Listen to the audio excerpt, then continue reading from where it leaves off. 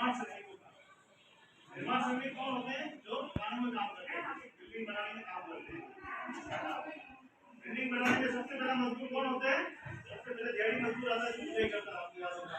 फिर कारीगर आता है, फिर उसमें जितनी व्यवस्थाएं होती है, इंजीनियर होता है, फिर कॉन्ट्रैक्टर उसमें होता है। कॉन्ट्रैक्टर के नीचे और कॉन्ट्रैक्टर होते हैं, जैसे घर वाला कॉन्ट्रैक्टर हो गया, प्लास्टर वाला कॉन्ट्रैक्टर हो गया, मशीन लगाने वाला कॉन्ट्रैक्टर होता है, बिजली फिटिंग वाला कॉन्ट्रैक्टर होता है, कलर का काम करने वाला होता है, निर्माण लगाने वाला, यानी एक ही काम में करीब करीब 35 तरह के लोग काम करते हैं। और 35 तरह के लोगों के साथ 35 तरह के मजदूर भी काम करते हैं। तो पूरे देश में अगर कैटेगरी गिनते हैं अपन, तो पूरे देश में 130 तरह के मजदूर काम करते हैं। 130 आप जानते हो कितने मजदूर काम करते हैं? जैसे ऑफिस में जब आप काम कर रहे हैं, असिस्टेंट एक मजदूर है, एक दूसरे पुलिस करने वाला वो भी एक मजदूर होता है, एक थाना में काम करने वाला वो भी मजदूर होता है, एक दुकानों पे काम करने वाला वो भी मजदूर होते हैं, एक तो मेडिकल के अंदर जो है ना जब होते हैं टीके लगाने वाले वो भी अपने मजदूर होते हैं। सरकार ने जब एक कार्ड जारी किया था, क्या नाम है इस कार्ड का? ई श्रमिक कार्ड। ई श्रमिक कार्ड जारी किया था, उसका उद्देश्य ये था कि देश में कितने मजदूर काम करते हैं, कौन कौन सी कैटेगरी में काम करते हैं और उनकी स्थिति कैसी है। मैंने 2-3 मजदूरों के नाम कभी नहीं सुने होंगे, जैसे कि समुद्र में काम करने वाले मछुआरे, सुना? सुना क्या? मछुआरे तो सुना, लेकिन उनमें भी मजदूर होते हैं, लाखों की संख्या में होती है।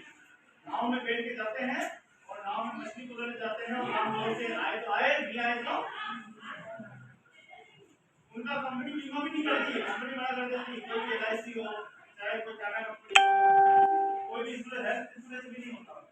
बोले नहीं, इनकी जिंदगी की गारंटी नहीं है, ये सिक्योर नहीं है, हमारी कंपनी डूब जाएगी। एक साथ 50-60 मजदूर डूब गए तो हमारी कंपनी भी डूब जाएगी। इसीलिए वो पैसा नहीं लगाते।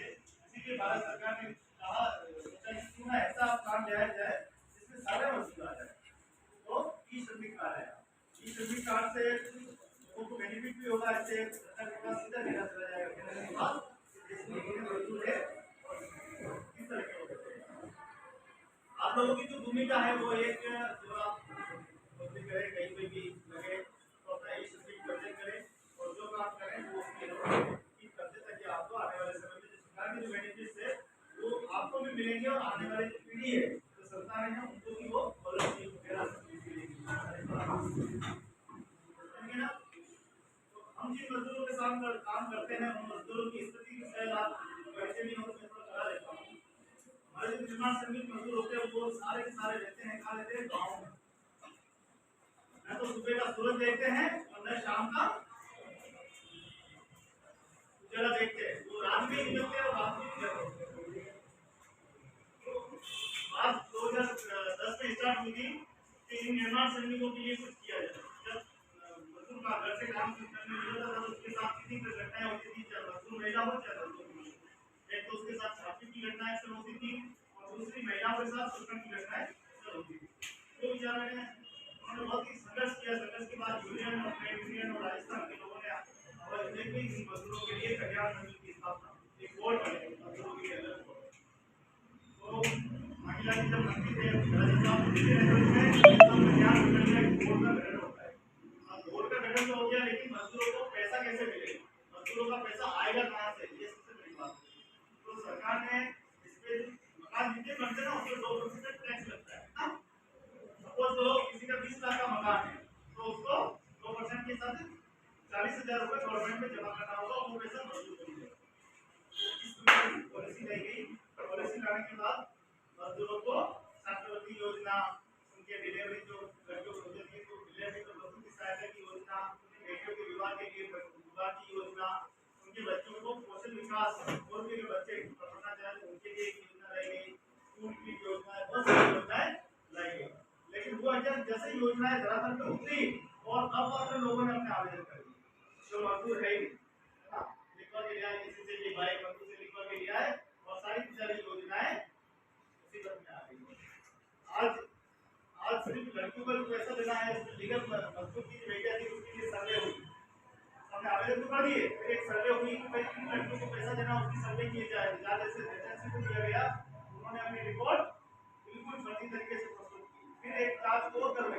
बोलते ऐसे करके 5 बार तो जांच हो चुकी है, लेकिन अभी भी कोई पैसा नहीं मिला। ये पैसा करीब 21,000 करोड़ रुपया, कितना घंटों को जो देना है। सरकार की मंशा ये रहती है कि जिसकी भी योजनाएं बनाई है वो उम्मीद होगी। अब मुख्यमंत्री जी कहते हैं कि भाई कार्रवाई ऐसी करो जिससे लोगों को फायदा मिले, है ना, लोगों को पक्के भी देने हैं, लोगों को योजनाओं से जोड़ना भी है। लेकिन जब जब उस गाइडलाइन पे आएंगे तो अधिकारी डरते हैं काम करने के लिए कि ये इस गाइडलाइन में मंजूर नहीं, मैं इसको पैसा दूं, उसमें लिखा हुआ है अगर किसी भी कारण से गलत तरीके से राशि स्वीकृत की गई तो लेबर इंस्पेक्टर इस राशि को वापस जमा करेगा। यानी वो सरकार से कैसे जमा करेगा? वो बड़ी चुनौती होगी ना, तो इसकी अधिकारी की पास नहीं करते उसकी नौकरी का सवाल है। समझ रहे हैं? तो हमारी जो योजना है समय समय पे अपने आवाज उठाए, समय समय पे जिस फील्ड में आप काम करो सरकार से कहें सब हम इस फील्ड में काम करते हैं, हमारे लिए भी सरकार से पैसा कहाँ से आएगा वो आपका इशू है। पैसा कहाँ से लाना है, मालिक से लाना है, जब आप काम करते हो कंपनी से है, होटल मालिक से, कहाँ से वसूल करना आपके लिए हमारे जीवन के लिए बेहतर काम करते हैं। तो आपका पीएफ एसआई ग्रेजुएट जो भी आपका जो अधिकार है वो आपको मिलना चाहिए।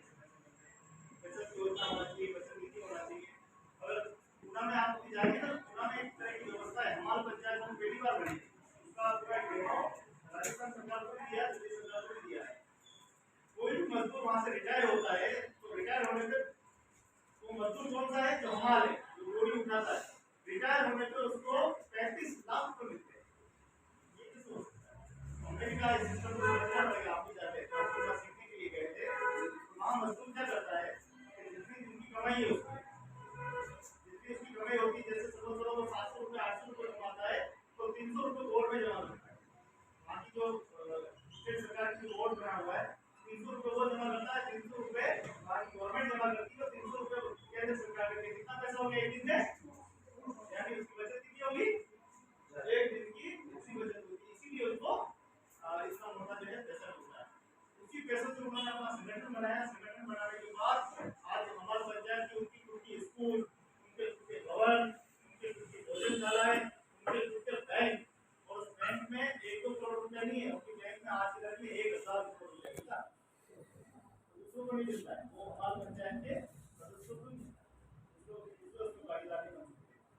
तो हम जब इस फील्ड में आते हैं और हम एक संगठन बनाए गए एक ही तरह के लोग मिलकर ऐसी योजना बनानी चाहिए जो सफल बने। हमारे लिए भी किसी भी छोटी चीजों के लिए आज का मिलाना पड़ेगा। आज बैंकों से हम लोन लेते हैं तो ब्याज कितना होता है, बहुत ज़्यादा होता है। एक लोन ले लेते हैं, मकान ले लेते हैं तो ब्याज नहीं होता है, बहुत भारी भरकम होता है। लेकिन इस तरह की हमारी व्यवस्था होगी तो हम लोग बहुत ज़्यादा उस पर काम करते हैं, ठीक है ना। ये संगठन इस तरह से काम करता है। और जैसे लाली मैडम और रेखा मैडम ने आपको बताया होगा कि ये किस पे काम करते बताया होगा ना, ये इन महिलाओं के साथ काम करते हैं। नहीं बताया? लाली मैडम नहीं बताया क्या? ओ रेखा मैडम कुछ घरेलू महिलाओं के बारे में बताया आपको? तो ये इन महिलाओं के साथ काम करते हैं। साथ टाइमिंग महिला मैं बता देता हूँ कि घरेलू कामगार महिलाएं, घरेलू कामगार महिलाएं कौन है, कौन होती है, कौन होती है? मैं आपको बताया घरेलू कामगार महिलाएं वो महिलाएं अपेक्षित पीड़ित शोषित समाज का वो तबका है बिल्कुल गरीबी है और उसके पास कोई रास्ता नहीं है, एक ही रास्ता है दूसरों के घरों में काम करके अपने जीवन को चलाना। उनके घर के कंडीशन, उनके बच्चे शराबी होते हैं, उनका पति भी शराबी होता है, अक्सर उनके घर में झगड़ों का एक मैदान होता है। तो कहे तो क्या करेंगे, ऐसे में वो महिलाएं घरेलू कामकाज से जुड़ जाती है। एक महिला में झाड़ू लगाती है, दो में लगाती है, तीन लगाती है, कोई महिलाएं झाड़ू पोछे का काम करती है, कुछ महिलाएं बर्तन धोने का काम करती है, कुछ महिलाएं खाना बनाने का काम करती है ना, कुछ महिलाएं घर में साफ सफाई उसका काम करती है। यानी इस काम में भी कितनी 15 से 20 तरह की महिलाएं इस काम में जुड़ी हुई है। कोई बच्चों को लाने का काम करती है, कोई फुल टाइम काम करती है, कोई पार्ट टाइम काम करती है। उनके साथ भी कई प्रकार के प्रॉब्लम होते हैं, उनके साथ भी कई प्रकार की हिंसाएं होती है। उनको हम कैसे रोकें और महिलाओं के जीवन को, उनके बच्चों के जीवन को बेहतर कैसे बनाए, उसका ये संस्था काम कर रही है। इनका नाम होता है राष्ट्रीय घरेलू कामगार महिला सर्विस संगठन। पूरे देश में 25 लाख महिलाएं इस काम से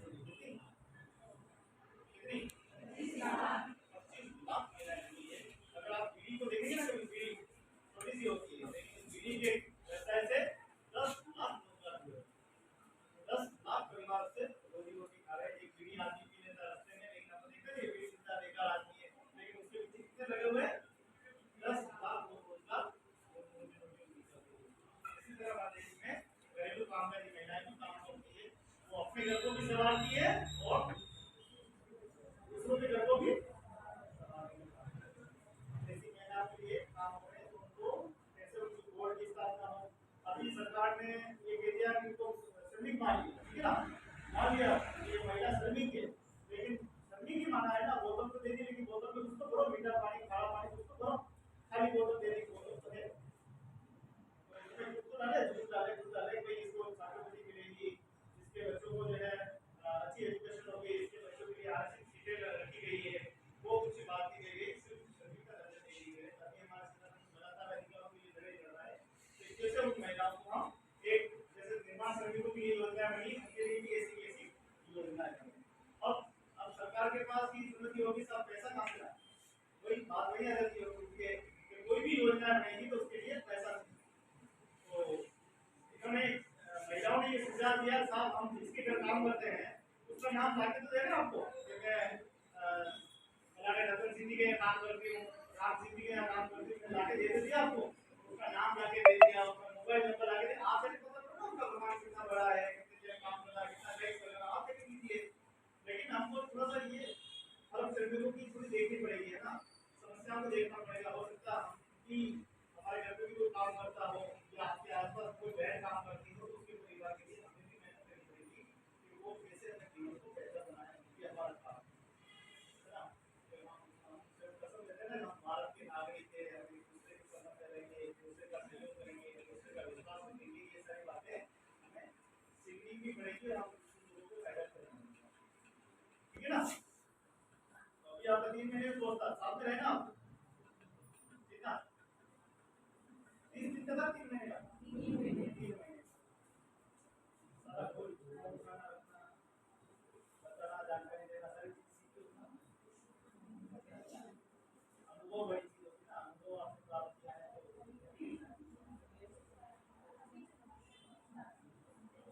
एक चीज और है जो समाज को जीवन की तरह नोच रही है, उसको भी हमें ध्यान देने की जरूरत है।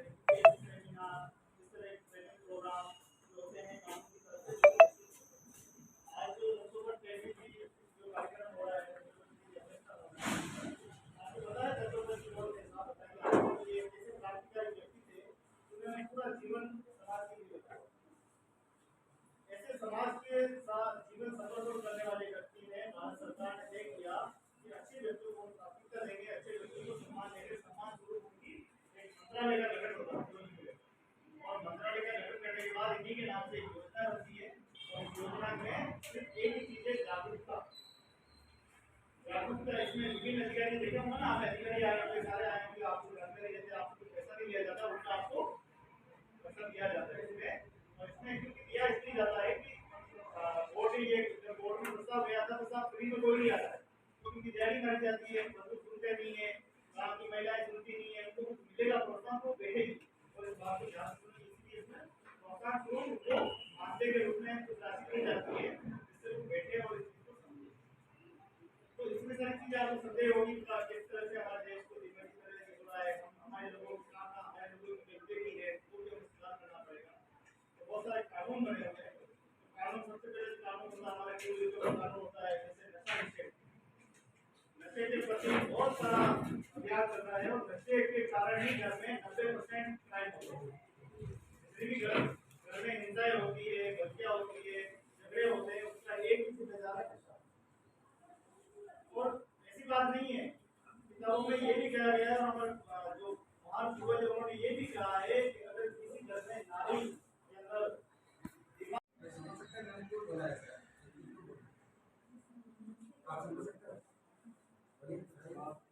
आप समझ के सबसे पहले आपने किया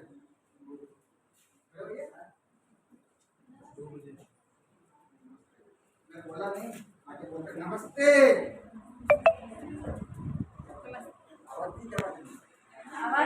गुड मॉर्निंग, गुड मॉर्निंग।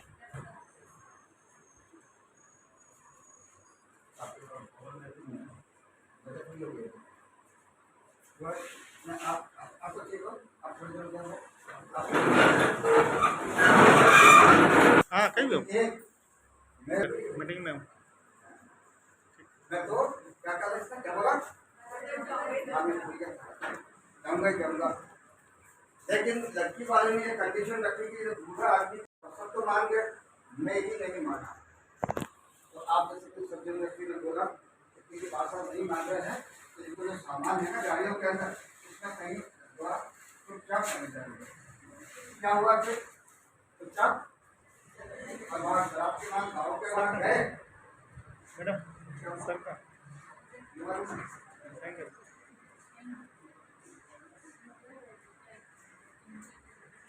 बात देखे ये बारात आई गाँव के वहाँ पर, उतरे सब अपनी गाड़ियों से, वही मैसेंजर वापस आया कि लड़की वालों ने बारातियों के लिए कहलवाया है कि सिसारमा की नदी बह रही। सिसारमा को जानता है? कहाँ पे है? वहाँ ठीक है, पीछे मेरे घर के पास, इनके घर के पास नहीं है। हाँ तो उसने ये कहलवाया लड़की वालों ने कि बारात में बुरा दुनिया नहीं आया। अब बारातियों के ऊपर सवाल कर दिया कि हमारे सिसारमा की नदी जो बह रही है ना, इसमें पानी की जगह शुद्ध दूध होना चाहिए। क्या होना चाहिए? क्या संभव है? संभव नहीं है। नाना जी ने प्रॉब्लम क्या संभव नहीं है? नाना जी मैं आगे बताऊंगा कि मैंने कहानी क्यों कही है। पहले मैंने भाषण में दिया कहानी शुरू की, अब उस कहानी का सारा को मैं बाद में बताऊंगा। क्या बोला क्लास में? जोर से बोलिए। पानी में घुसना चाहिए। इस नदी के अंदर शुद्ध दूध बहना चाहिए। संभव नहीं था। ठीक है, वापस को क्या हुआ? शादी कैंसल। सब लोग जाने लगे। आप जैसे सज्जन व्यक्ति ने बोला भाषा को निकाल तो गाड़ी में से तो अंदर मथुरा जाएंगे तो पानी अंदर है नहीं है, उनको निकाला बाहर। उनको क्या बात होगी? ये बात होगी सर नदी में पानी की जगह शुद्ध दूध होना चाहिए। क्या पेड़ नहीं हो सकता? हो सकता है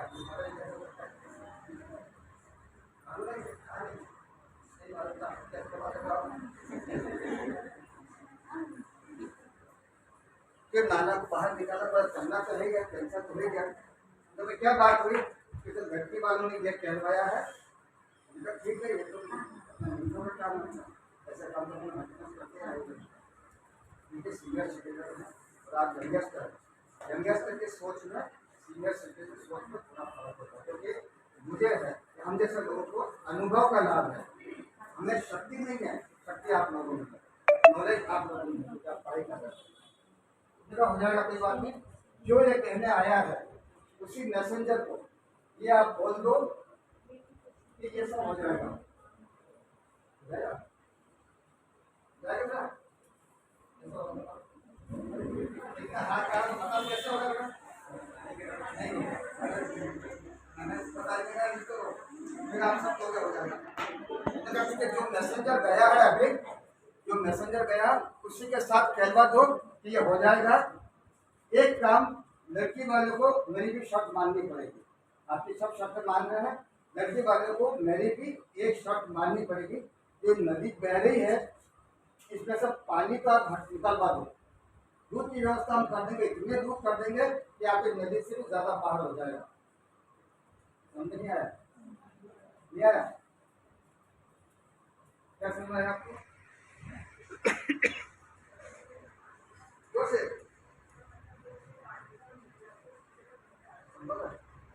ठीक है, तो यही आइडिया, यही लोगों का सीनियर सिटीजन में और तो बच्चों में यह फर्क है। क्योंकि इसलिए बुजुर्गों को हमेशा साथ देना चाहिए।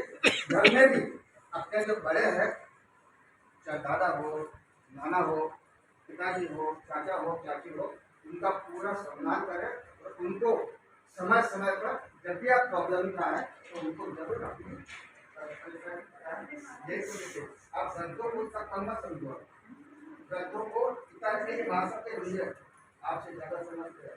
मैं भी बुजुर्ग कर सकता हूँ। मैं भी आपके जितने भी आपके 18 साल है काम है आपके वैसे लगभग नहीं आप है। ये कौन से क्लास कौन से पढ़ोगे? ये टेलीकॉम के स्टूडेंट बैठे हैं और ये पोस्टर जनरेट टेलीकॉम। हां हां what is the meaning of telecom? Telecommunication. Tele का मतलब क्या होता है?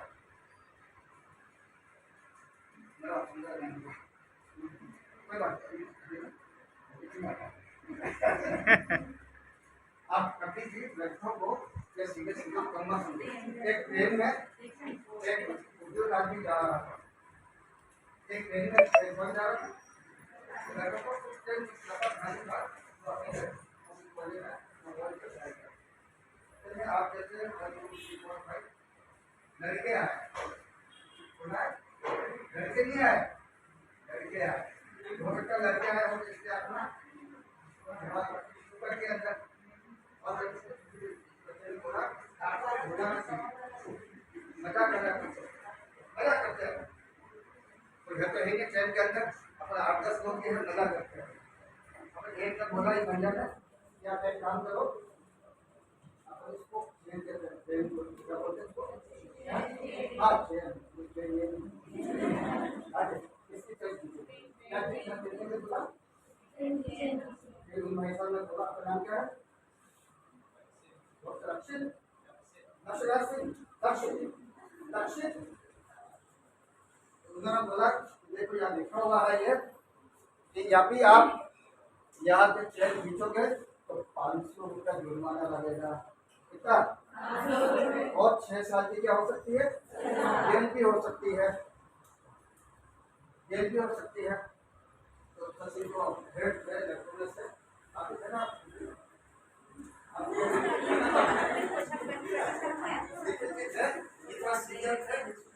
एक काम करते हैं सब पैसे इकट्ठे कर लेते हैं, ठीक है 500 रुपये लगे जाएंगे। अब क्या कर लेते हैं उन्होंने 100 रुपये जैसे 200 रुपये जैसे 300 रुपये और कितने हो गए 1200 रुपये, कितने हो गए 1200 रुपये हो गए। तो उन्होंने कब क्या करें तो कहाँ रखे कहाँ रखे, तो उन्होंने कहा कि भैया की जेल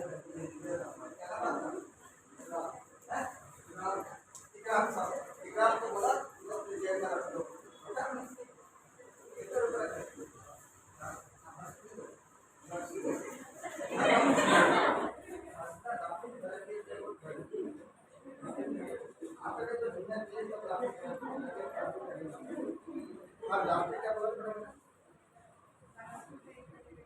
रखिए बोला भाग ही जाएगा ठीक है, तो इसमें से 500 रुपये दे देंगे, ठीक है उसमें से फिर ये महीना वैसे है वो कैसा नाम था मोहम्मद हुसैन साहब ने बोले कि अपने को कहीं पे भी पैसे देने की जरूरत नहीं है, वो जो बुढ़ा जो बैठा हुआ है ना इसका नाम ले लेंगे, वो तो उसका नाम ले लेंगे, क्या करेंगे उसका नाम ले लेंगे।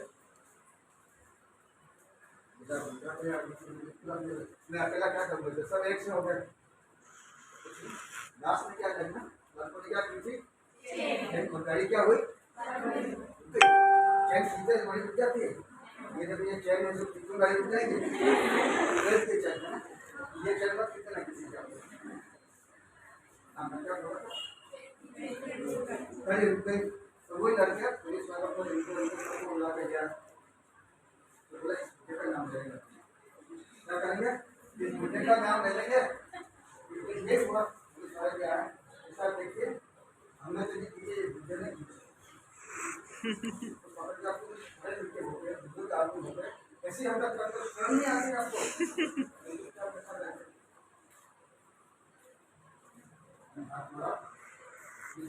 बोला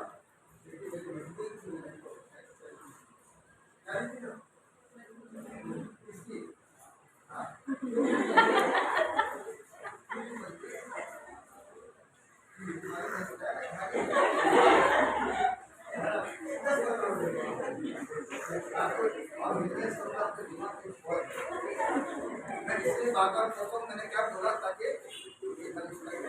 आप ध्यान से सुने। आपने क्या बोला मेरी चाय तुम्हें चाहिए क्या बोला जोर से बोलिए। हाँ चेन मैंने खींची, अब मैंने क्या बोला उनको हाँ मैंने खींची है लेकिन बहुत मजबूरी थी मेरी, बहुत मजबूरी थी मेरी, क्या थी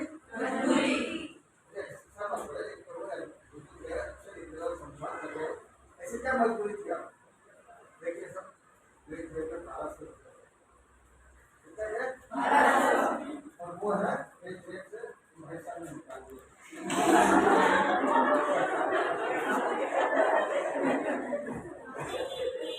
क्या हुआ, क्या आपकी जेब तलाश करो, बाहर से मिल जाएंगे, बाहर से मिल गए। इसको सभी बच्चों को वो रहेगा, मैं इसकी ओर मिला हूँ, इसको कलमा समझो। मैं देखिए कहानी का दोनों कहानी का ये सार है। मैं ये कहना चाहता हूँ आपको कि घर में कहीं भी युवा शक्ति और बुजुर्ग ये मिल जाएंगे तो बहुत स्ट्रेंथ हो जाएगी। केवल आप समझे युवा है, सब युवा सब जगह बातें हुई ना, तो युवा युवा युवा युवा में बहुत जरूरी है। लेकिन कहीं कहीं इमरजेंसी में वृद्ध लोग सीनियर सिटीजन में काम आ जाते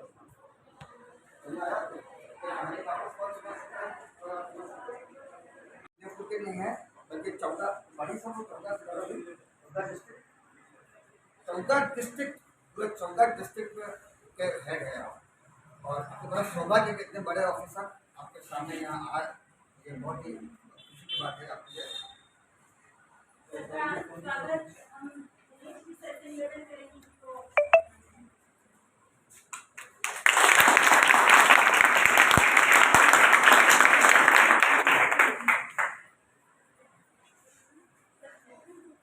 अरे नहीं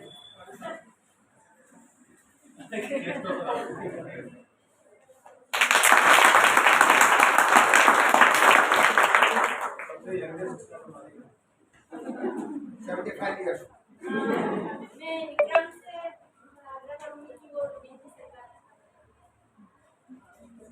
क्या बात है।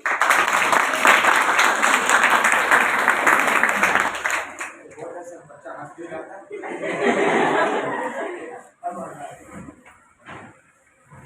तो कल से ये कार्यक्रम आपके घर में चल रहा है।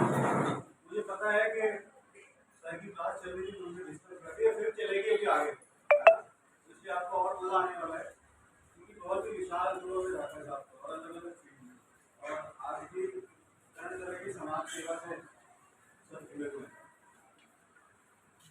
मैं कल भी आप लोगों के बीच में था और हम लोग बात कर रहे थे अपने करियर को लेकर, और ये बात समझ में आई कि करियर सिर्फ गवर्नमेंट जॉब ही नहीं है, और वैसे भी आजकल लोग प्राइवेट सेक्टर की तरफ शिफ्ट हो रहे हैं। प्राइवेट सेक्टर में यदि जॉब है, उसके लिए जॉब रेडीनेस हमें रखनी पड़ेगी, उसके लिए बहुत सारी स्किल्स की जरूरत है। आज भी अगर आप दैनिक भास्कर पढ़ेंगे, एक कॉलम आया है कि स्किल्स की अहमियत आज की है। बात करते हैं, तो दोबारा से मैं कहूँगा कि इस तरह के सर्विस सेक्टर में, सेवा क्षेत्र, आप जानते हैं 3 तरह के क्षेत्र भारत में है, manufacturing sector, service sector, agricultural sector. इसमें सबसे ज्यादा ग्रोथ सर्विस सेक्टर में है आने वाले समय में, आज भी है, और ये अभी रहने वाली है, क्योंकि इसकी डिमांड, इसकी फ्लेक्सिबिलिटी बहुत ज़्यादा है सर्विस सेक्टर। और आप देख रहे हैं कि यदि यहाँ की बात करें, हम लोग भी सर के साथ यही बात कर रहे थे कि खासकर हॉस्पिटैलिटी इंडस्ट्री की अगर आप बात करें, ट्रैवल टूरिज्म की बात करें, ये भी एक सेवा क्षेत्र ही है। हमारे पास अतिथि आते हैं, हम उनको सेवा देते हैं, हाथ जोड़ के कहते हैं पधारो हमारे देश में, और उनकी सेवा करते हैं, लोग खुश होते हैं, तो हम अपनी सेवा दे रहे हैं। फर्स्ट हॉस्पिटैलिटी में न सिर्फ होटल इंडस्ट्री है, उसके साथ साथ बढ़ता हुआ दूसरा इंफ्रास्ट्रक्चर भी है, फूड चेन्स हैं। आज आपके शहर में KFC है, डोमिनोज है, मैकडॉनल्ड्स है, कैफे कॉफी डे है, प्लेटफॉर्म से बहुत सारे जो घर घर में सेवा दे रहे हैं। ये सेवा का क्षेत्र बढ़ने वाला है। इसमें एक फायदा होना है आगे कि आप लोगों को, खासकर फीमेल्स को, एक फ्लैक्सी टाइमिंग चाहिए होता है। फीमेल्स के साथ एक टैग हमेशा से लगा हुआ है कि हर कोई एक्सपेक्ट करता है, खासकर हस्बैंड हो या परिवार में हो, कि महिला घर का काम भी पूरा देख ले। जॉब करनी है तो करो, लेकिन यहाँ पर कोई कॉम्प्रोमाइज नहीं है। ये एक बड़ा कॉमन सा परसेप्शन क्या रियलिटी है, सच्चाई है। ये वाले जो प्लेटफॉर्म से नए करेंगे ये और भी ग्रो करेंगे, क्योंकि जयपुर शहर अभी बहुत बढ़ रहा है, बहुत ज़्यादा बढ़ रहा है चारों तरफ से। और हम लोग यही डिस्कस कर रहे थे कि इस शहर में अब तरह तरह का इंफ्रास्ट्रक्चर आ रहा है। अभी कुछ समय पहले मैं देखा था आपकी दूसरी एक और बड़ी मॉल बन रही है, वो भी लगभग रेडी है। उनके मैनेजर हैं मिस्टर चड्डा, उनसे मेरी बात हो रही थी कुछ समय पहले। अर्बन स्क्वायर के नाम से एक नया फैसिलिटी क्रिएट हो रही है। प्रेजेंट मॉल आपकी अपग्रेड हो रही है, छोटी मॉल्स और बहुत सारी हैं यहाँ पर। इसके अलावा और आईटी प्लानिंग भी इस शहर में हो रही है। एक तो आपका ये फील्ड खुल रहा है जहाँ तरह तरह के मल्टीपल चेन्स डोमेस्टिक और इंटरनेशनल आने वाले हैं, और अभी तो एग्जिस्ट भी कर रहे हैं। कौन सी चीज़ आपको नहीं मिली, मिल रही आगे, और बड़े बड़े स्टोर्स हैं। ट्रैवल ट्रेड में मेरा सजेशन है कि कभी टाइम मिले तो कोई एक आध लैंग्वेज सीख लीजिए। लैंग्वेज की एक स्किल बहुत जरूरी है। ठीक है, इंग्लिश आ जाए बहुत अच्छी बात है, इंग्लिश में वर्कबल इंग्लिश भी आ जाए तो भी बहुत अच्छी बात है, और अगर फ्लुएंसी आ जाती है तो बहुत अच्छी बात है। मैं देख रहा हूँ कि छोटे छोटे बच्चे भी विदेशियों के साथ उसकी भाषा में बात कर रहे हैं। लैंग्वेज स्किल्स पिकअप करनी है। अगर आप खास टूरिस्ट स्पॉट पर चले जाएंगे, और अब तो आजकल तो वीडियो में भी आप देख रहे हैं बहुत सारे छोटे छोटे बच्चे हर देश के टूरिस्ट के साथ उसकी भाषा में बात कर रहे हैं, तो पिकअप कर लें। और हम लोग यदि चाहें तो बहुत सारी लैंग्वेजेस ऐसी हैं जो जिसकी मांग जयपुर में है, तो आपकी पसंद है। आप फ्रेंच सीखना चाहें, पोर्तुगीज सीखना चाहें, स्पेनिश, जर्मन, इटालियन, जो भी सीखना चाहें, क्योंकि यहाँ अब कोरोना के बाद मुझे कोई कह रहा था कि अभी दोबारा से सेक्टर पिक करने वाला है। और टूरिस्ट सीजन लगभग हम लोग वही बात कर रहे थे कि जो अक्टूबर टू मार्च होता था वो मानसून में भी जयपुर का एक बड़ा अच्छा पब्लिसिटी गवर्नमेंट ने कर दी है। मानसून टूरिज्म डेवलप करने जा रही है एक अपनी तरह का। एक और ट्रेंड डेवलप हो रहा है आपका एडवेंचर टूरिज्म। तो आप देख रहे हैं कि उदयपुर के आसपास भी कई जगह ऐसा इंफ्रास्ट्रक्चर डेवलप हो गया है जहाँ से प्लानिंग शुरू हो गई है, और दूर दराज आने वाले क्षेत्रों में हो सकता है पैराग्लाइडिंग शुरू हो जाए। ऐसी न जाने वाटर स्पोर्ट्स की अभी फैसिलिटी के ऊपर गवर्नमेंट कह रही है कि यहाँ पर डेवलप करेगी। एडवेंचर स्पोर्ट्स हो गए, वाटर स्पोर्ट्स हो गए। अपने आप में यहाँ पर एक धार्मिक सेक्टर तो बना ही हुआ है, ये मंदिरों की चेन है। कौन से महादेव आपके उदयपुर में नहीं है? तो you have this kind of tourism already here. Language की स्किल किसी भी प्रोफेशन के साथ हम सीख सकते हैं। आगे आने वाले समय में हमें फ्लेक्सी जॉब्स ऑप्शन आएंगे, जहां हम हमारे पास 2 घंटे अगर फ्री है तो हम 2 घंटे काम करते हैं, 4 घंटे फ्री है तो हम 4 घंटे काम करते हैं। आज आप जितने बच्चे देख रहे हैं जोमेटो में और स्विगी में काम कर रहे हैं, ये कोई फुल टाइमर्स नहीं है। इन्होंने कंपनी के साथ अरेंजमेंट किया हुआ है कि सब मैं 4 घंटे काम करना चाहता हूँ, तो प्लीज ठीक है आ जाओ, फ्री हो जाओ, आप 4 घंटे काम करें। ये सुविधा भी है, आप पढ़ाई भी कर सकते हैं और आज जॉब भी कर सकते हैं।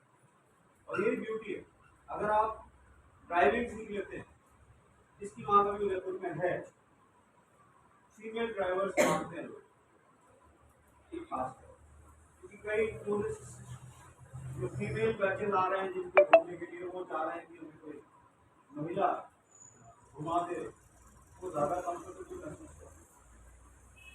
तो why not learn driving, prepare your biodata, get your licence, अपना बायोडेटा प्रोजेक्ट्स में दे दीजिए। क्योंकि अगर आपको पार्ट टाइम ड्राइवर की जरूरत है कभी, तो यू कैन कॉल मी। दिल्ली में ऐसा हो रहा है, और ये एक्सपेरिमेंट हम दिल्ली में कर चुके हैं। फीमेल्स को ड्राइविंग सिखा रहे, क्योंकि दिल्ली में निर्भया का जब से कांड हुआ था और 2-4 और उसके आसपास कांड हो गए थे, दिल्ली में तो इससे भी कहीं ज़्यादा आते हैं लोग बाहर से। उन्होंने कहा कि हम मेल ड्राइवर्स के साथ अवॉइड करेंगे ट्रैवल करना, क्या आप फीमेल ड्राइवर्स दे सकते हैं? अचानक से ऑर्गेनाइजेशन के सामने क्वेश्चन आ गया कि फीमेल ड्राइवर्स कहाँ से लाएं। तो इसको डेवलप किया, फीमेल ड्राइवर्स को ट्रेन किया और उन सबके बायोडाटास ले लिए, एक बैंक बन गया, एक पूल ऑफ ड्राइवर्स बन गया इंडस्ट्री के पास। उस पूल में से जिसको जब जरूरत होती है वो फीमेल ड्राइवर्स ले लेता है। वो फीमेल ड्राइवर को थोड़ी बहुत देर जो भी उसकी जितनी भी 5 या 6 घंटे या 4 घंटे उसको फ्री है वो पास करते हैं और उन्हें उनको पैसे मिलते हैं। सिक्योरिटी को और आने वाला लाइन बहुत अच्छी है जो मैं एयरपोर्ट में मुझे मालूम कि सिक्योरिटी ट्रेनिंग हम मैं देख रहा हूँ जहाँ जहाँ मैं जा रहा हूँ दूसरी दूसरी स्किल्स ज़्यादा है। लेकिन आने वाले टाइम में अभी मुझे कुछ सिनेमा से जुड़े हुए लोग मिले और उनकी मांग थी कि मेल बाउंसर्स तो बहुत मिल रहे हैं, क्या फीमेल्स भी हैं आपके पास जो हमारे फीमेल स्टाफ को सिक्योरिटी दे सके। तो मुझे तब वहाँ से पता चला कि सिक्योरिटी के कोर्सेस फीमेल्स के लिए अच्छे हैं। दिल्ली में बड़े बड़े होटल्स, अगेन मैं होटल्स की बात करूँ, होटल में सिर्फ मेल सिक्योरिटी नहीं चाहिए, फीमेल सिक्योरिटी भी आज एयरपोर्ट में होटल्स के लोग ढूंढ रहे हैं। उसकी ट्रेनिंग ऑप्शंस को हमें पता कर लीजिएगा क्योंकि सिक्योरिटी के ऑप्शंस मुझे पता नहीं, जहाँ मिलेंगे मैं इन्फॉर्म कर दूँगा आपको। फीमेल सिक्योरिटी में ये मत समझिए कि गार्ड का ही काम होता है, आप थोड़े दिन में उसकी हायरार्की में करते चल रहे हैं।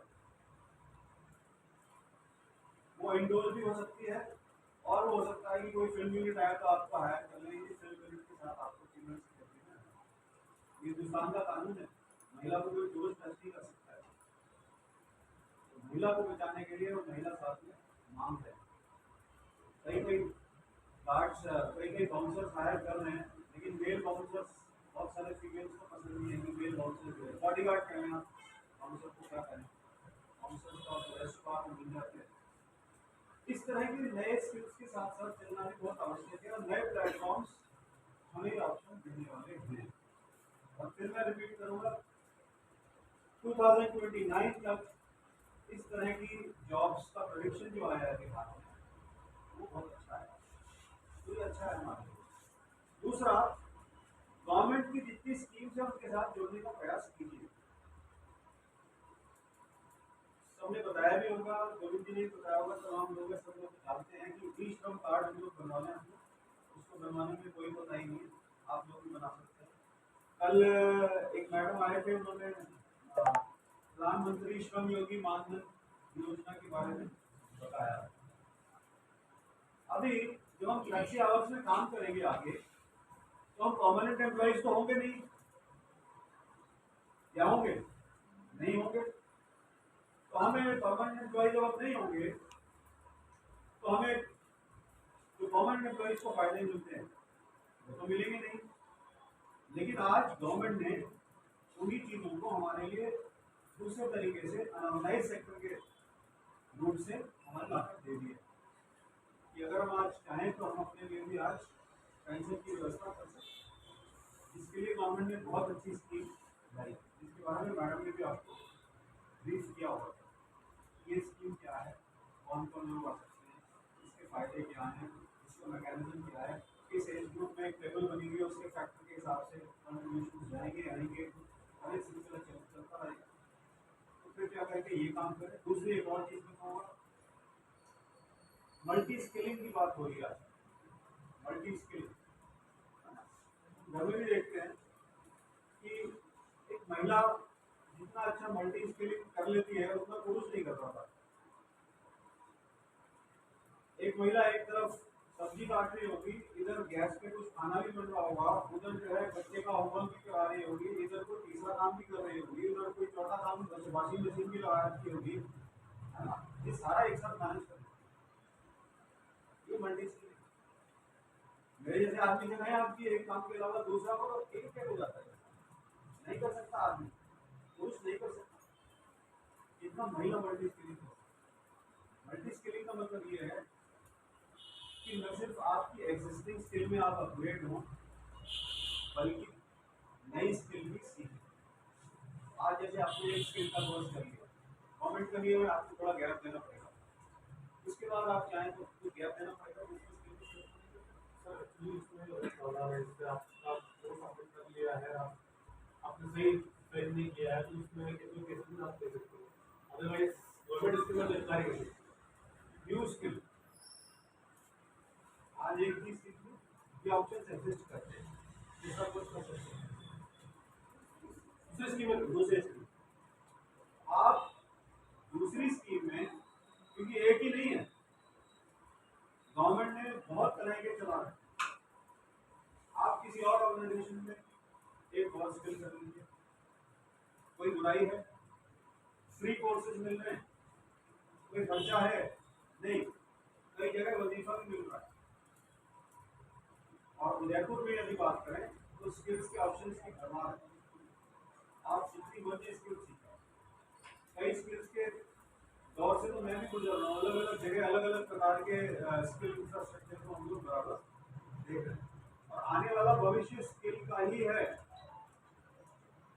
आप मेन स्ट्रीम एजुकेशन करें, ग्रेजुएशन का शौक है कर लीजिए, कोई दिक्कत नहीं, ग्रेजुएशन कर लीजिए, अगर ग्रेजुएशन से आपको आपका ऑब्जेक्टिव अचीव हो जाता है तो आप कर लीजिए, लेकिन स्किल से आपका ऑब्जेक्टिव 100% अचीव हो जाए। अगर आप काम करना चाहते हैं, काम, नौकरी की बात नहीं करें, नौकरी इज एन ऑप्शन, नौकरी आपको मिल ही जाएगी, आप जो कोर्स कर रहे हैं नौकरी मिल जाएगी, आप नर्सिंग का काम कर रहे हैं, कोई खाली मुश्किल से ही बैठता है, आप लैब टेक्नीशियन का काम कर रहे हैं, बहुत ऑप्शन है, अगर मैं गलत नहीं कहता, आप कंप्यूटर कोर्सेज कर रहे हैं, काम मिल जाएगा। लेकिन हम बार बार ये चीज कह रहे हैं, आज स्वरोजगार, सेल्फ एम्प्लॉयमेंट की तरफ हमें बहुत स्ट्रांगली सोचना पड़ेगा, और सेल्फ एम्प्लॉयमेंट में आपको हर तरह का आराम, आप अपने लिए काम करो, नौकरी में हो दूसरे के लिए काम करो, स्वरोजगार में हो अपने लिए काम करो, तो क्यों ना हम दो ऑप्शंस देंगे जिसमें हम अपने लिए काम करें। और आज हर प्रकार की सुविधा है, इवन वर्क फ्रॉम होम तक भी है, कल भी मैं आपको कह रहा था, कई कई चीजों में वर्क फ्रॉम होम भी है, फ्लेक्सी टाइमिंग हो जाए, वर्क फ्रॉम होम भी हो जाए, अपना खुद बन जाऊँ, तो क्या कोई बुराई है इसमें, या दूसरे के लिए काम करता रहो। प्राइवेट सेक्टर में मैं भी काम करके आया हूँ, प्राइवेट सेक्टर की कुछ कमियां हैं जो बड़ी कमती है, लॉन्ग वर्किंग आवर्स, 8 घंटे के बाद भी आपको कह देंगे आज थोड़ा सा 3-4 घंटे आपको एक्स्ट्रा रखना है, आपने कुछ भी लाइन अप किया हो आपको काम नहीं कर सकते। खींचतान वहां पे एक सेक्शन की दूसरे सेक्शन के साथ खींचतान, उसमें ऑफिस पॉलिटिक्स बहुत ज्यादा है, ये सब धीरे धीरे दूर हो रहा है जब से corporate sector international working situation के हिसाब से चल रहा है। लेकिन हमेशा से ये अच्छा है कि हम अपने लिए खाना घर में भी कर सकते हैं। और मैं आपको बताऊं कि आज गाँव में भी इवन महिलाएं अपने घर में काम कर रही हैं, हम सबने देखा है, और ये एक्सपीरियंसेस उदयपुर में भरे पड़े हैं। अभी रक्षाबंधन के लिए धागे बन रहे हैं, घर में सलामी बना के ऑर्डर सप्लाई करते हैं, छोटा सा 15 रुपए से कंपनी राशि के ऊपर जाकर देखे तो क्या मिल जाएगी। और ये सब कोई बड़े बड़े फैक्ट्री नहीं मिल रहा, छोटे छोटे गृह उद्योग, कुटीर उद्योग गांव में ऐसी जगह बन रहे हैं। यही चीज होली पे होती है, हर कोई बुला रहा, आपको वो फैक्ट्री में नहीं बनना, बनना ही काम।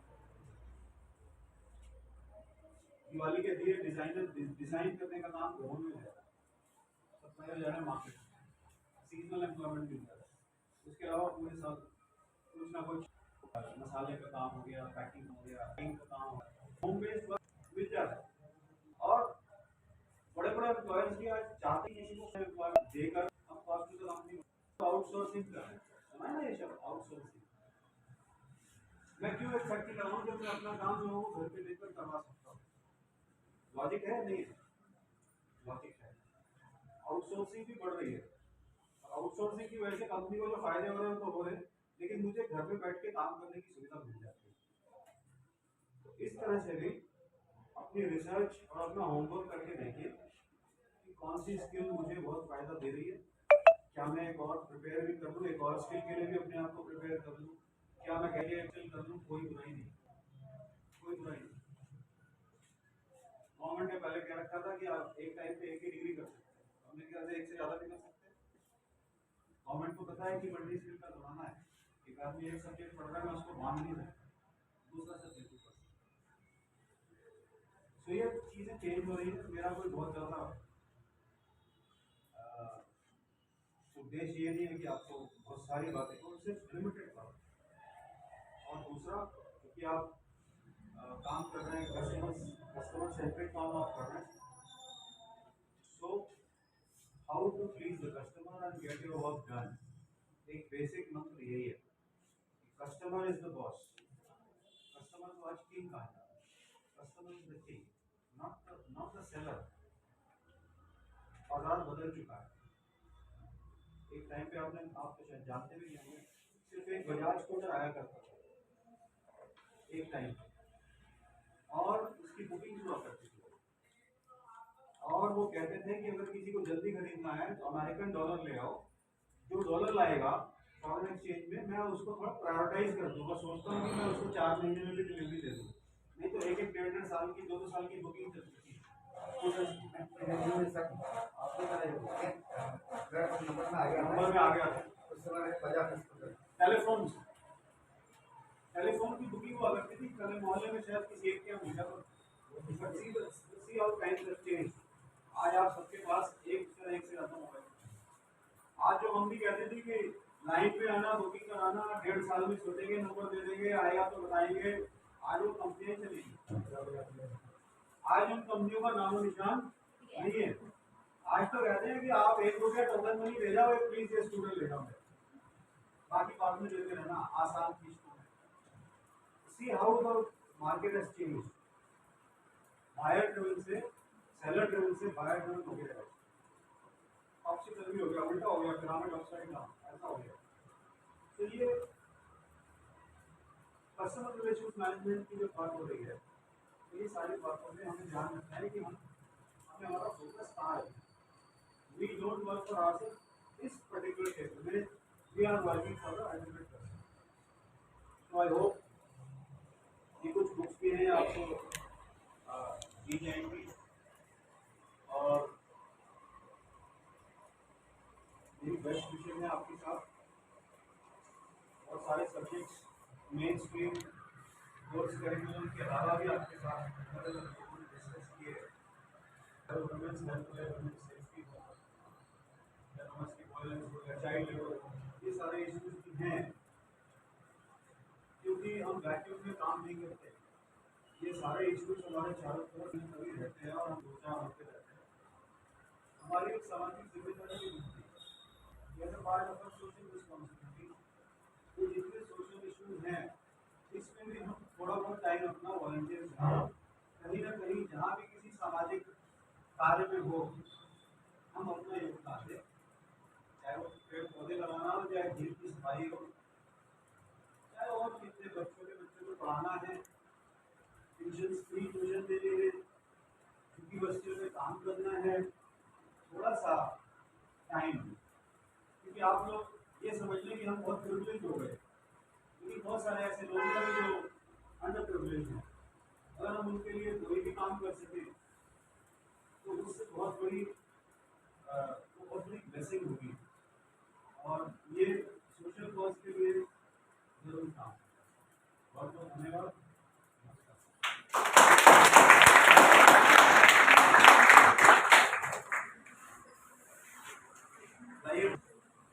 कोई मामला पोस्ट होगा।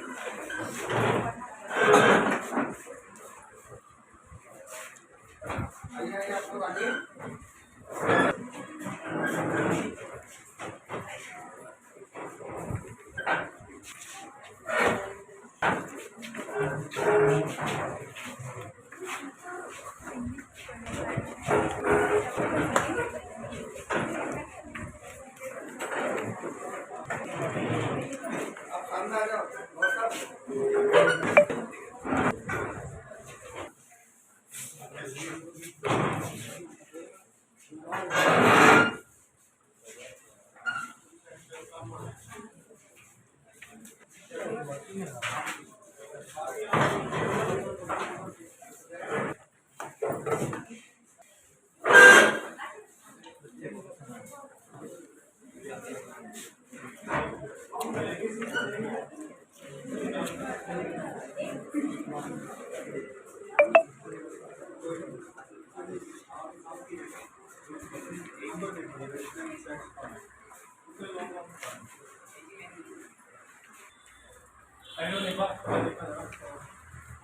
आपको इन्फॉर्म किया होगा क्या नहीं किया मैं कर देता हूँ। आज आप पेज एनोटेशन तो पेज स्टार्ट करते हैं। हम पेज को एनोटेट करते हैं। जैसे हमारे इस प्रोग्राम को जो मॉनिटर कर रहे हैं नगर निगम से डीपीओ से जिला परिषद अधिकारी वो भी आएंगे, रेवेन्यू कट का सेरेमनी देखेंगे थोड़ा सा और आपसे मिलेंगे, बात करेंगे। तो जाना मत कीजिए, है ना, बिना मैम या फिर सर इन्फॉर्म ना करते तो जाना नहीं सकते।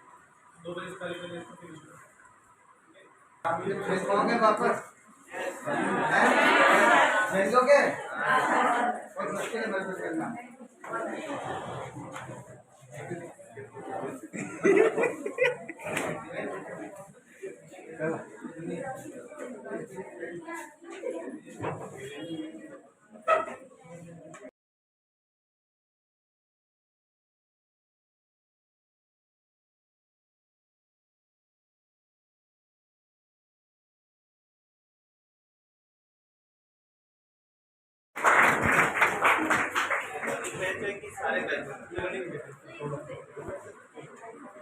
टेलीकॉम पर नहीं आज जो शुरू होने वाला वो बैच दोनों दोनों की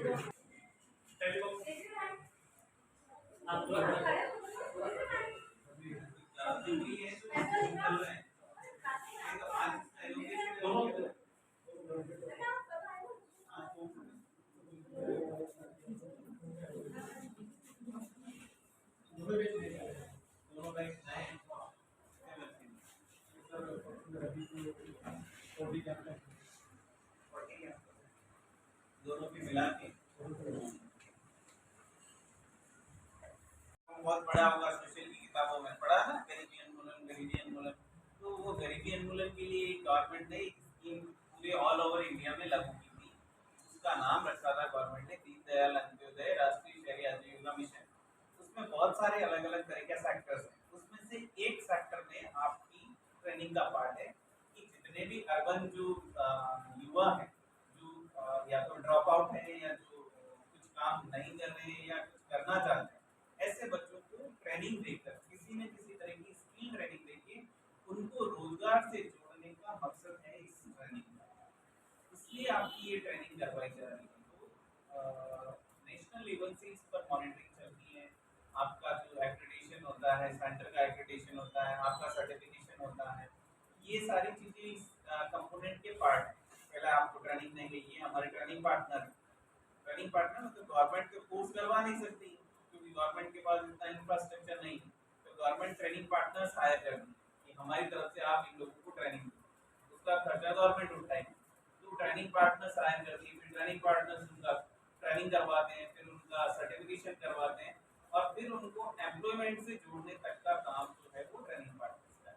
मतलब ये है कि आपकी पूरी ट्रेनिंग कराना, ट्रेनिंग के बाद आपका सर्टिफिकेशन कराना और सर्टिफिकेशन के बाद आपको किसी न किसी रोजगार से जोड़ने तक का काम जो है वो ट्रेनिंग पार्टनर्स का। ठीक है, अब इनमें सर्टिफिकेशन के लिए आपका कितना परसेंट मतलब उपस्थिति होनी चाहिए ये भी आपको बताया होगा, है ना? कितना परसेंट आना चाहिए? 75% आप क्लास में आएंगे तो ही आपका सर्टिफिकेशन होगा। ठीक है ना? तो कोर्स का मकसद भी पूरा तभी होगा जब आप 75% क्लासेस में आएंगे, तभी आप कुछ सीख पाएंगे, है ना? इसका मकसद ये नहीं सर्टिफिकेशन लेके अपने को घर बैठना है। अभी आपको इससे पहले वाले सेशन में शायद आपको बताया होगा कि अपन इतना टाइम इन्वेस्ट कर रहे हैं। सबसे बड़ा इन्वेस्टमेंट होता है टाइम। ठीक है ना? पैसा इन्वेस्ट कर सकता है हर कोई, अपना समय इन्वेस्ट नहीं कर सकता। तो समय इन्वेस्ट कर रहे हो आप, तो इसका कुछ फ्रूटफुल नतीजा निकलना चाहिए आप लोगों से। ऐसी अपेक्षाएं ट्रेनिंग सेंटर्स की भी हैं और गवर्नमेंट की भी और हमारी भी हैं कि ये ना आप लोग जो वहाँ से ट्रेनिंग लेके जा रहे हो वो अपने पैरों पे खड़े हो जाएं, कुछ न कुछ रोजगार से वो जुड़े, क्योंकि सभी लोग ये चाहते हैं कि उनको वेज एम्प्लॉयमेंट मिले। ऐसा पॉसिबल कम होता है। वेज एम्प्लॉयमेंट का मतलब समझे, सब लोग चाहते हैं कि मैं ऐसा काम करूं जिसमें मुझे फिक्स सैलरी मिले। तो सब लोग अगर सैलरी वाले हो जाएंगे तो फिर कौन देगा नहीं हो सकता ना। तो अलग अलग तरह के एम्प्लॉयमेंट की स्कीम्स, आप जरूरी नहीं है कि वेज एम्प्लॉयमेंट में जाएं, सेल्फ एम्प्लॉयमेंट के लिए अपने लिए कुछ कर सकते हैं जिसमें आप 2 लोगों को और रोजगार दें। तो इस तरह की स्किल ट्रेनिंग का जो मकसद ये है कि आप खुद को रोजगार से जुड़ें और भी लोगों को रोजगार से जोड़ें। इसके लिए आपको कंपोनेंट भी अभी मानव जी बता रहे थे, आपको केनरा लोन का प्रोग्राम होता है, सेल्फ एम्प्लॉयमेंट प्रोग्राम, वो भी इसी योजना से जुड़ा हुआ एक दूसरा पार्ट है, जहाँ पर आप 2 लाख रुपए तक का लोन लेके अपना छोटा मोटा काम शुरू कर सकते हैं। इस तरह की चीजें हैं। स्टार्टअप, अभी खूब सारे स्टार्टअप के लिए भी लोन मिल रहे हैं, तो आप ऐसे काम करके आप जुड़ सकते हैं कामों को और लोगों को जोड़ सकते हैं। तो आपसे अभी तो हमारी अपेक्षाएं ये है कि आप पूरी तरह से क्लास कराएं, अपनी 75% अटेंडेंस पूरी करें, ज़्यादा से ज़्यादा यहाँ से सीख कर जाने की कोशिश करें।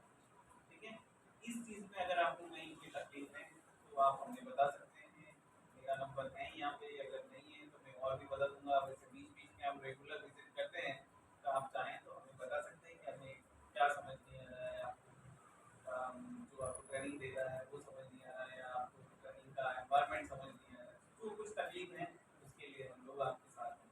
पर हमारा मकसद ये है कि आप लोग अच्छे से ट्रेनिंग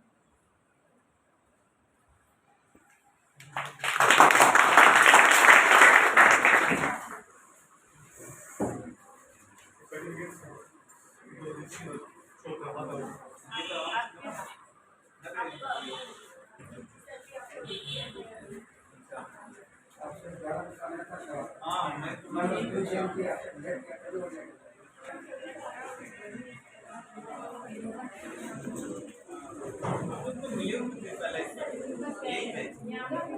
काफी जगह मिले।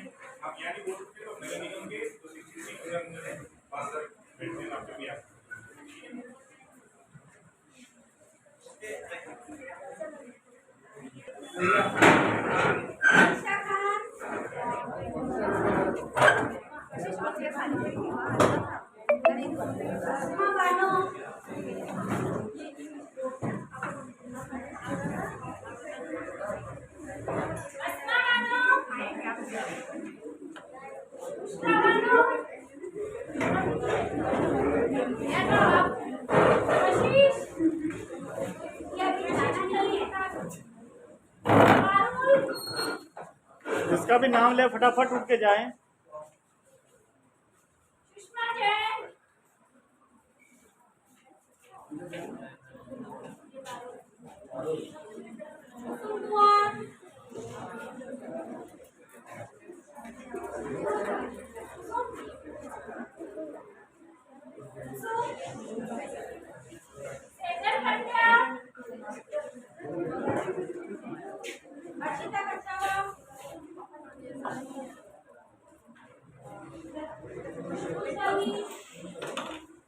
चलो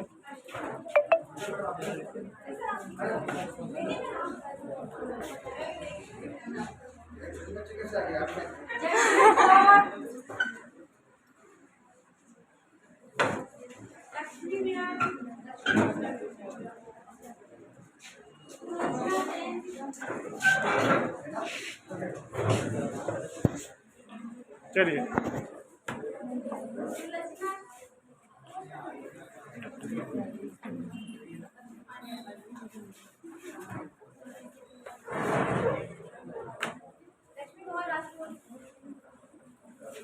आपने दंतोपट ठेकड़ी के द्वारा ट्रेनिंग ली है ना, इसका सर्टिफिकेट है आपके पास और ये भारत सरकार का है। कानूनी जानकार के आप अच्छे सलाहकार हैं, है ना।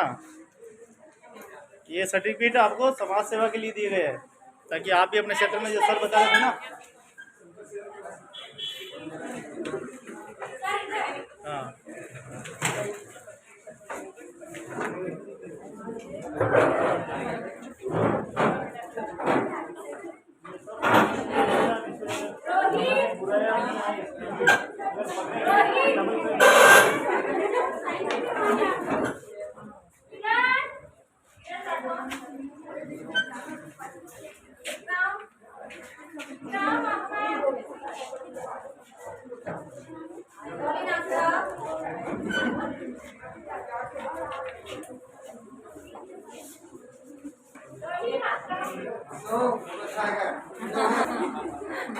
चलिए चलिए।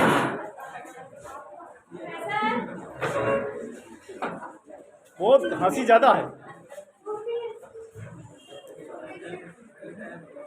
चलिए इस तरफ आना है ना, बहुत बढ़िया।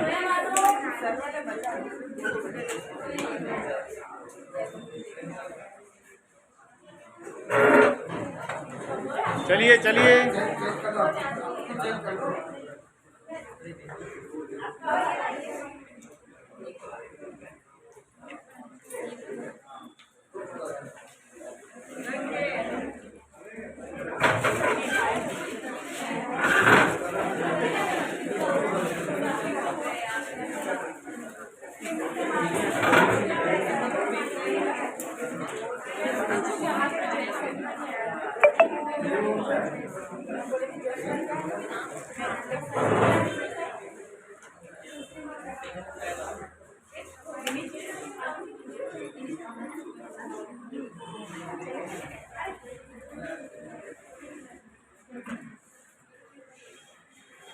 आप सारे ना ये चेयर का मुंह ऊपर करके और